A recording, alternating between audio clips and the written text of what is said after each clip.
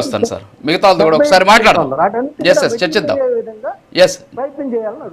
చర్చిద్దాం అవన్నీ కూడా చర్చిద్దాం. మిగతా వాళ్ళ వర్షం కూడా తీసుకున్న తర్వాత మనం చర్చలోకి పూర్తిగా వెళ్దాం. లక్ష్మీకాంత్ గారు గుడ్ మార్నింగ్ సార్. సో ఇప్పుడు మనకు మస్తన్ రావు గారు మాట్లాడారు. 2023లో మార్చిలో 13,42,000 కోట్ల రూపాయలకు సంబంధించినటువంటి ఎంఓయూలు చేసుకున్నారు.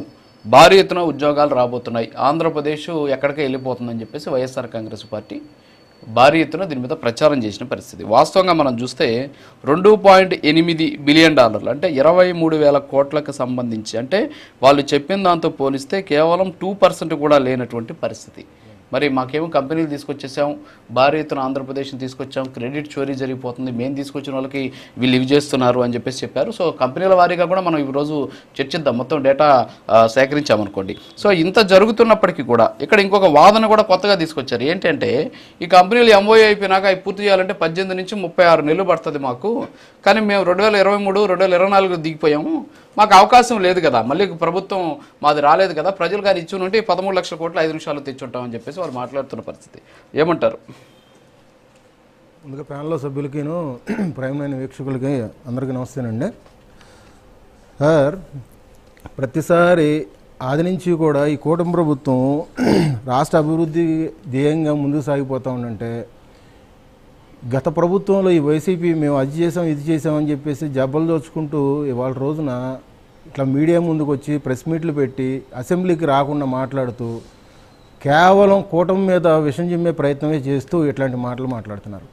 వాళ్ళు చేసినప్పుడు ఇదే గ్లోబల్ బిజినెస్ సమ్మిట్ జరిగినప్పుడు వాళ్ళ టైంలో ఇందాక ఆయన చెప్పిన దాని ప్రకారంగా అయితే వాస్తవంగానే వాళ్ళు ఫస్ట్ 11.41 కోట్లు ఫస్ట్ రోజు, సెకండ్ రోజు వచ్చేసి 2 లక్షల కోట్లు అట్లాగా చేశారనే దానికి మేము ఒప్పుకుంటాం. బట్ వాళ్ళ రోజున వాళ్ళు చేసింది ఏంటంటే, ఆ రోజు పెట్టుబడులు తీసుకొచ్చేస్తున్నాం అని చెప్పేసి కంప్యూటర్ ట్రైనింగ్ సెంటర్ వాళ్ళని, లేదంటే కుకట్పల్లి నుంచి కొంతమంది ఐపాక్ టీము కర్రీ పాయింట్ వాళ్ళని, లేదంటే నూడిల్స్ బండి మీద ఉన్న అతన్ని సగం సూట్ వేసిన వాళ్ళని, ఇట్లా కొంతమంది ఐపాక్ టీముని తీసుకొచ్చి వీళ్ళే పెట్టుబడిదారులు, వీళ్ళే ఇంటర్నేషనల్ లెవెల్లో కంపెనీలు ఉన్నాయని చెప్పేసి అని అన్నారు. కానీ ఆంధ్ర రాష్ట్ర ప్రజలు అంత బుద్ధి తక్కువగా అయితే బతకట్లేదండి. అదంతా పూర్తిగా గ్రహించి అప్పుడు ఆ రోజుల్లో కూడా సోషల్ మీడియా వేదిక కానీ పత్రికలు కానీ ఏ విధంగా ఏకపారేసినాయి అనే విషయం కూడా అందరికీ తెలిసింది. కానీ వాళ్ళ రోజున మేము ఈ కంపెనీలు తీసుకొచ్చామన్నారు.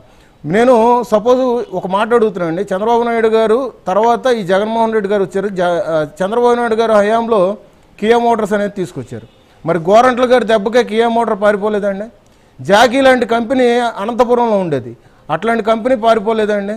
ఇవాళ రోజున గూగుల్ లాంటి కంపెనీని కేంద్ర ప్రభుత్వం నరేంద్ర మోదీ గారు సమక్షంలో మనం ఇక్కడికి తీసుకొచ్చి విశాఖని ఒక ఆర్థిక నగరంగా మనం తీర్చిదిద్దుతూ ఉంటే ప్రపంచ స్థాయిలో ఇది కూడా మేమే తీసుకొచ్చామని చెప్పేసి జబ్బలు జరుస్తున్నారు. ఇది ఎంతవరకు సాగు? నేను ఒక రాష్ట్రం ఇప్పుడు లోకేష్ గారు కూడా పలు సమావేశాల్లో కానీ ఇట్లాంటి ప్రెస్ మీట్లు పెట్టినప్పుడు కానీ ఒకటే మాట అన్నారు, మనం ఒక తాటి మీద మనం నడుద్దాము, ప్రతిపక్షం లేదు అధికార పక్షం లేదు, రాష్ట్ర అభివృద్ధి కోసం చెయ్యి కలుపుకుంటూ ముందుకెళ్దామని చెప్పేసి పలుసార్లు కూడా ఆయన మాట్లాడారు. ఎందుకంటే వరదలు వచ్చినప్పుడు కూడా మీ ప్రభుత్వాలు ఏమి ఇవ్వట్లేదంటారు, ఇట్లాంటి అభివృద్ధి జరుగుతున్నప్పుడు కూడా మీ ప్రభుత్వాలు ఏం చేయలేదంటారు, అంతా మేమే చేసామంటారు అని చెప్పేసి అంటే, మీరు రాష్ట్రంలో ఉన్న యువతకి ఎంతమందికి మీరు ఉద్యోగ అవకాశాలు కల్పించారు? మీరు ఇచ్చిన వాలంటరీ ఉద్యోగాల విషయంలో వాళ్ళ రోజున 2.5 లక్షలు 3 లక్షల గురించి మేము అడగట్లేదు. లూలు మాల్ కంపెనీ చంద్రబాబు నాయుడు గారు స్థలం కేటాయిస్తే మరి ఇవాళ రోజున ఈ విశాఖలో ఇప్పుడు ఈ బిజినెస్ సమ్మిట్ గ్లోబల్ సమ్మిట్ జరుగుతున్నప్పుడు ఇప్పుడు గూగుల్కి కానీ లూలు మాల్కి కానీ రైజాక్ కానీ శంకుస్థాపనలు జరుగుతున్నాయి ఇవాళ రోజున. మరి ఆ రోజు మీ హయాంలో మీ అధికారంలో ఉన్నప్పుడు ఆ లూలు మాల్ వాళ్ళు పారిపోయి ఇదే తెలంగాణలో కుకట్పల్లిలో ఎందుకు పెట్టుకున్నారు? మీరు ఎందుకు స్థలం వెనకలాక్కున్నారు ప్రభుత్వం ఇచ్చిన స్థలాన్ని? అంటే ఇట్లాంటివన్నీ పలు చర్చించుకుంటా ఉండంటే చాలా అసహ్యంగా ఉంటుంది. మీ అధికారంలో మీరు చేసిన పనులు చాలా అసహ్యంగా ఉంటుందన్నమాట. అట్లాంటిది వాళ్ళ రోజున మేము అభివృద్ధి చేసామనుకోవడం ఎంతవరకు కరెక్టు? ఒకసారి వైఎస్ఆర్సీపీ వాళ్ళని ప్రశ్నించుకోమని చెప్పండి, ఈ వైఎస్ఆర్సీపీ వాళ్ళని వాళ్ళకి సమాధానం చెప్పుకోమని చెప్పండి. అంతేగాని వాళ్ళ రోజున కూటమిలో ఇట్లాంటి అభివృద్ధి పనులు జరుగుతున్నప్పుడు వాళ్ళు మాట్లాడడం కూడా కరెక్ట్ కాదు. ఇవాళ రోజున 61 దేశాలకు సంబంధించి అంతర్జాతీయ సంస్థలు పాల్గొంటున్నాయి. మీరు ఆ రోజులు మీరు చేసింది ఏంటి? మీ గుడివాడ అమర్నాథ్ గారు ఏమన్నారు? మాకు దావోస్ వెళ్ళాలన్నా కానీ 0.5 డిగ్రీస్ ఉంటుంది, మేము అక్కడికి వెళ్ళలేమని చెప్పేసి చేతగాని మాటలు మాట్లాడలేదా? కోడిగుడ్డు పొదగలేదు, మేము పెట్టుబడులు తేలేదు అని చెప్పేసి మాట్లాడలేదా? మరి ఆ రోజు అదే గుడివాడ అమర్నాథ్ పిండి మరలకు అట్లీట్లకి నువ్వు పంపు సెట్లకి ఓపెనింగ్లు చేయలేదా?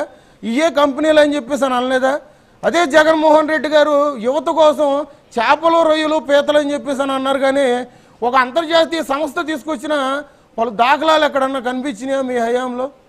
మరి ఇవాళ రోజున ఇట్లాంటి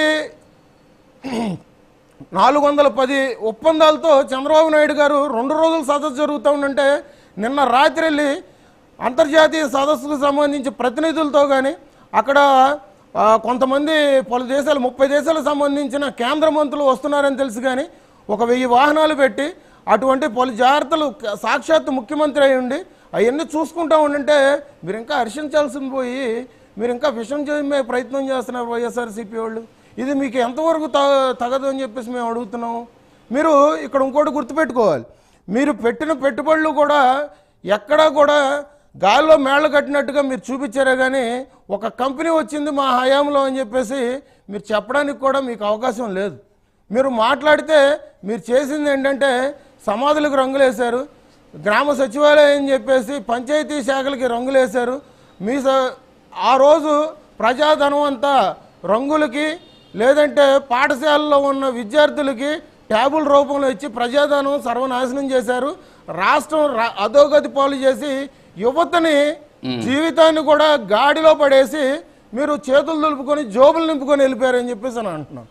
కానీ మీరు ఇవాళ రోజున మీ తీరు మార్చుకొని మీరు మాట్లాడదలుచుకుంటే అసెంబ్లీకి వచ్చి మాట్లాడుకొని మీరు మాట్లాడుకుంటే కలిసి పనిచేద్దాం అనుకుంటే రాష్ట్ర అభివృద్ధి కోసం రాష్ట్ర ప్రజల కోసం రాష్ట్రంలో ఉన్న యువత కోసం మీరు మాట్లాడదలుచుకుంటే కనుక మీరు ఖచ్చితంగా అయితే లోకేష్ గారు చెప్పినట్టు చంద్రబాబు గారు చేస్తున్న నాయకత్వం అనుకో, ఎందుకంటే ఆయన విజనరీ ఉన్న నాయకుడు.